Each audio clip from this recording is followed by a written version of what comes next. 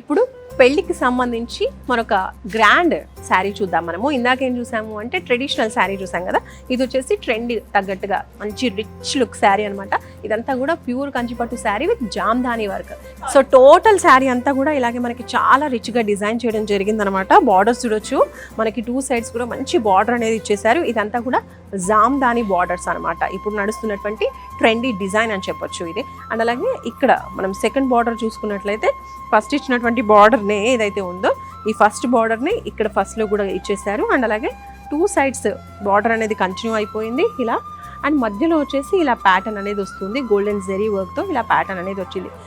ఇచ్చుడొచ్చు పళ్ళు, ఇది కూడా చాలా రిచ్గా, చాలా హెవీగా, చాలా చాలా బ్యూటిఫుల్గా డిజైన్ చేశారు.